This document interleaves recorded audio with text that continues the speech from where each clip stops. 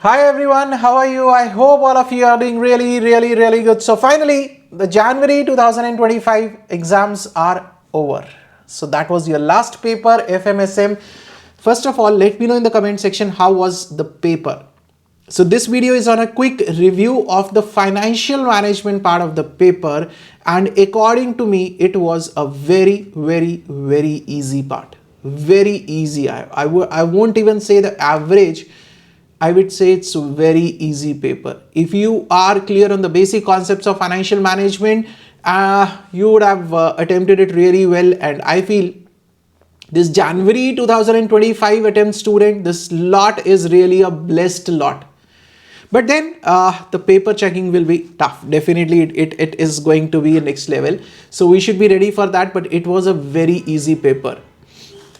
Okay, let's quickly have a look at what the questions are there. So it was section A, it is financial management. So I'm talking only about financial management, January 25. Okay, case scenario 1, very easy question on capital structure. This question is on capital structure. The existing capital structure of the company is given. Equity shares are given, 15% debentures are given to you. Then they say the company needs more 100 lakhs to finance the business expansion. The expected EBIT is given to you, 76 lakhs after the expansion. Tax rate 30%. Two alternatives are given in the plan 1. They can go for 30% equity, 70% debt. Then plan 2, 10%, 50% and 40%. You are required to calculate financial break-even point in plan 1 and plan 2. Now, if you talk about financial break-even point in plan 1, it is the interest on debt. That will be the financial break-even point. Under the plan 2, it will be interest on debt. Interest on debt plus what, sir? Plus the preference dividend divided by 1 minus tax rate. This will be your for the plan 2, because in plan 2 there is preference share also. Clear? Financial break-even point. Financial break-even point is the amount which is just sufficient to pay off my financial cost. Financial cost is interest on debt and preference dividend. Next, indifference point between plan 1 and plan 2. Indifference point is what? That level of EBIT where the EPS of the two plans is the same. Isn't it? It is that level of EBIT where the EPS of the two plans is same. So you need to calculate that EBIT level. Then third part, what is the EPS in plan 1 and plan 2 at the indifference point as calculated by you above? That is, you have to calculate EPS taking this as EBIT. Taking this as EBIT, you have to calculate the EPS for plan 1 and plan 2. Clear? After that, what would be the EPS of the company in plan 1 and plan 2? What is this, sir? Same.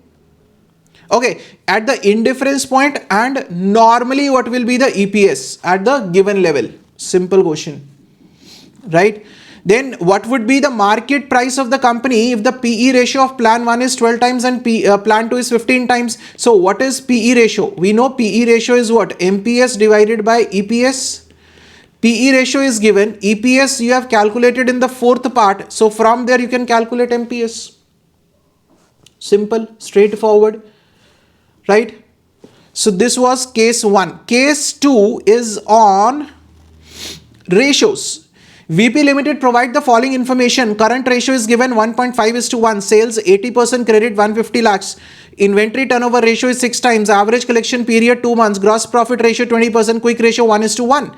Now, from the following information, calculate the inventory and receivables.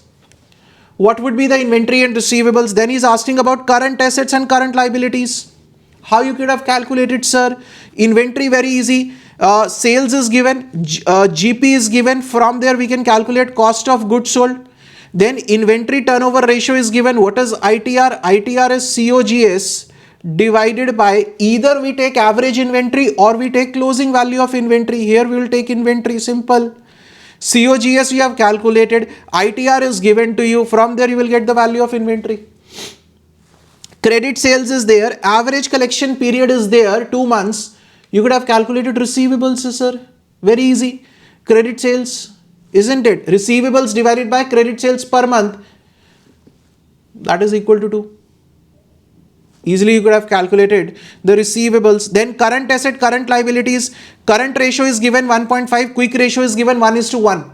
Right? So what is current ratio is given 1.5:1. So current assets is equal to 1.5 current liabilities. I can say this from the current ratio. This is from the current ratio. Now quick ratio is what? Current assets minus current liabilities, minus inventory. Current assets minus inventory divided by current liabilities, that is given as 1/1. Now inventory value you have already calculated using the inventory turnover ratio. Current assets, I'll replace it with this. I'll write 1.5 CL minus whatever is the inventory value divided by CL is equal to 1.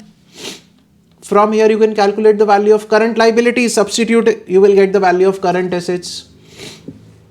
Isn't it easy, sir? Yes. Done. Question number 6 and 7. Then they're asking about JKL company has the current assets of 1 crore and current liabilities of 50 lakh. The financial manager of the company desires to make a provision for contingencies at 20% of the working capital. Accordingly, what would be the amount of working capital requirement for the company? Sir, what is this kind of a question? Current assets minus current liabilities, you will get working capital, add 20% safety margin, you will get the total working capital requirement. What is that difficult in that, sir? Isn't it? 50 lakhs is this, 50 lakhs is this, add 20%, that is 10 lakh. So total will be 60 lakhs requirement. What is difficult in this, sir? Absolute basic questions they are asking, and if you are going to commit mistakes in such kind of a basic questions, then God save you, man. Then God will also not come to save you if you are going to commit such kind of mistakes in such basic questions also. Come to part B. Sir, cash budget question, 5 marks. KP Limited, this question A is on cash budget. Super fantastic. Sales are given, GP is given, cost of goods sold is paid in the next month. Okay, sir. Sales are in credit and credit period 2 months. That means the sales collection will be after 2 months. Fine, sir. Indirect expenses are paid in the same month. Monthly indirect expenses are given to you. Right? Dividend amounting to 3 lakh will be paid in the month of September. Cash balance is there 1.5 lakhs.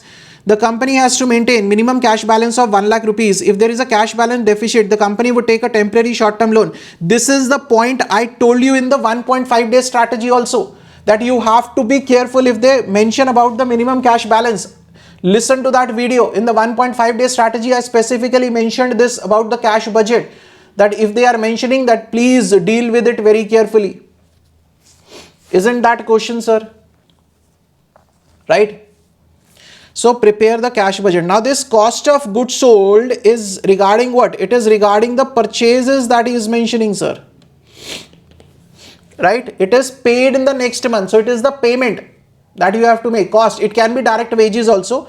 Purchases, wages, whatever the things are. Cost of goods sold. Sales minus GP will give you cost of goods sold. You have to pay it in the next month. That's it. Very simple, straightforward, not even a single adjustment that might have created the confusion for you people. Cash budget. Second question, following is the balance sheet as on 31st of March, equity share capital, retained earnings, debentures, current liabilities, fixed asset, current assets. Additional information is given, the fixed cost per annum exclusive of interest, excluding the interest, 16 lakh. That means this is my fixed operating cost. This is my fixed operating cost. Variable cost ratio is given 70%. Total asset turnover ratio is given 2.5. Income tax rate. Sir, this is a question from module, sir. Question from module. A total asset turnover ratio is given. Total assets are 80 lakh. From here you will calculate the value of sales. Right? Once you get the value of sales, 70% is your variable cost, you will get contribution. Contribution minus fixed operating cost, you will get EBIT, minus interest on debt, 12.5% on this 40 lakh, you will get EBT. Right? Tax rate is given to you, 30%, you will get EAT. right? On that, the preference share capital is not there. Residual earnings divided by number of equity shares, right? Divided by the number of equity shares. You can calculate the number of equity shares from here, sir. 20,000 shares. You will get the EPS. Then you can calculate any of the leverages. Sir, such a basic question, 5 marks, free fund. And if you are committing mistakes in such type of a question, then nobody can save you, man. Dividend, again a question from module only, sir. Profit before tax is given, tax rate is given, equity capital is given, return on the investment, that is R, is given to you, cost of equity KE is given to you, dividend payout ratio is given to you. That means your retention ratio is also 50%, right? Determine the price of equity share using the Walters model. Walters model is what? D plus what, sir? D divided by E into, so it is D plus E minus D into R divided by KE whole divided by KE. So all the information is available to us. EPS you can calculate, sir. EPS you can calculate. Profit before tax minus tax, you will get residual earnings divided by number of equity shares. Number of equity shares is how much? 4 lakhs. Number of equity shares is 4 lakh. So you will get the earnings. Out of that, dividend 50% is being paid as dividend. To determine the dividend payout ratio by applying the Walters model, assuming the price of equity to be 48 rupees. This is again in the module. There is an illustration on this, and I have always marked that illustration is important, that this kind of a question has been asked. The same question they are asking, 5 marks. Dividend decisions. Super, sir, super. Then cost of capital. Again, the company expects the share prices will rise in the future at an average rate of 6% per annum. 10% convertible debentures of rupees 100 each will be converted in 6 years into equity shares of the company in the ratio 1:4. 4 equity shares for each debenture. The market value of 12% bank term loan is at par. Calculate the equity share capital by applying the capital asset pricing model. What is CAPM? That is risk-free rate plus beta factor into RM minus RF. Now, let's see what all is given. Beta coefficient is given, risk-free rate of return is given, and the equity risk premium is given to you. Be very careful. It is not the market rate that is given. It is the premium that is given to you. So, this part is 9%, sir. RM minus RF is 9% that is given to you. So, I hope you have not committed a mistake here. I specifically focus always that, sir, if the premium word is used, that means it is the value of RM minus RF that is given to you, right? Convertible debentures using the approximation method. Sir, for the convertible debentures, the only thing is you need to find out the value of the equity share. What is the current value of equity share? 55. It is the current value and it will grow at 6%. For how many years? 6 years. So apply the 6% growth rate at the end of 6 years. Then multiply it with the 4. Because 4 equity shares for 1 debenture, that will become your redemption value. That will become your redemption value. Then cost of bank term loan is very easy. Then weighted average cost of capital using the market value weights you could have calculated. Not at all a difficult question. Book values is given, convertible debentures, bank term loan, market value of convertible debenture is given to you, face value of equity share is given, face value is given, beta coefficient is given, taxation is given. Very basic calculations on the cost of capital. The only thing is the right application, sir. Sir, estimation of working capital and operating cycle. In the 1.5 day strategy PDF, I told you the first point was calculation of operating cycle and the calculation of working capital based on operating cycle. That's what I told you, and that is the question in the paper. I know you people don't take it seriously, but yes, that was my total, instinctively I prepared that this is what I'm expecting and that is what is there in the paper. Please watch it, guys. Share with your friends. You people have not been sharing, I know that, but share. Right? Sir, simple straightforward question. Directly the days are given to you. Operating cycle period you can't calculate, sir. R is given, W is given, F is given, D is given, C is given. So what are you expecting, sir? R plus W plus F plus D minus C. That will give you the number of days. You don't even have to calculate the days. Number of operating cycle 360 days divided by operating cycle period. And the amount of working capital requirement depending upon the operating cost minus total cost minus depreciation divided by number of operating cycles. That will give you the amount of working capital that is required. Your back questions, question number 1 from the module. Practical questions, question number 1 from the module. Oh, sir. Such an easy paper, sir.